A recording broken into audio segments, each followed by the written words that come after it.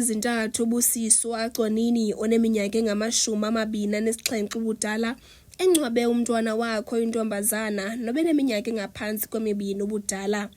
Usapho lwakwaGconini seluphinde lalungiselela omnye umngcwabo kweli tyeli okaBusiswa. Izihlobo nezalamane ziphume ngobuninzi ukuzozimasa inkonzo yomngcwabo kaGconini kwikhaya lakhe kaMvelihle Gqeberha. uGconini nochazwe njengomntu obenobubele, umzimba wakhe ufunyanwe selubanda eBhafini kwindlu ebehlala kuyo nendoda encoma naye ePhumlane eMonti.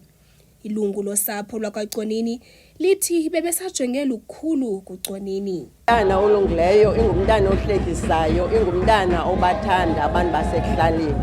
Bebathanda kakhulu abantu. Siye sahlukumezeka nabantu balandawo behlala kuyo eMjondolo bahlukumezeke kakhulu kuhamba kwakhe. Besinenjongo kuye apha besemncinci kakhulu aphangelele ikhaya lakhe. Ushiya Umzala wakhe uNokuzola Mbanjwa naye ohlala eMonti uthi waba nexhala esakungamboni umzala wakhe iintsuku eziliqela ngokuba indoda ebehleka nayo ibimxhaphaza. Last month ngava kurina bawusweleki ngecawa lo mini. Kwathi mandingayithethi nabuza ngoba ndingayithethi ifamily yakhe. Bazoxela ngomvulo ifamily yakhe. Kwasena Sunday kurina ecaba ubetho ngomgqibelo. Utabishwa bulawo ngigqibela oyiva ngeSunday late past 9 ebusuku.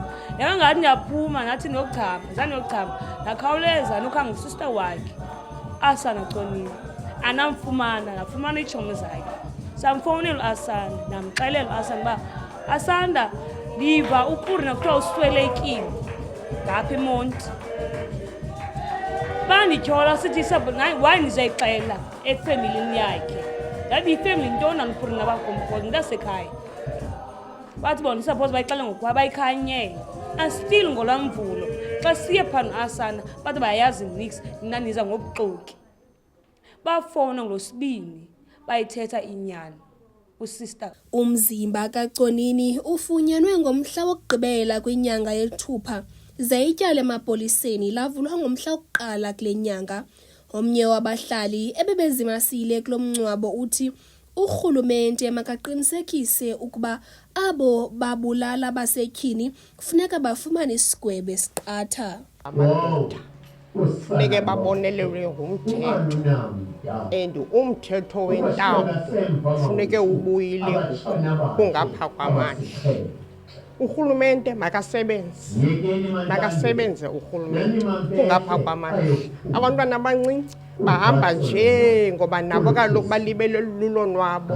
Ewe asibanqanda abantwana babangaluhambi ulonwabo kodwa ke ulonwabo emveni kwexesha luyingozi. uGconini ushiya ngemva abantwana bakokwabo abane kunye nenye intombi yakhe neminyaka 8 ubudala.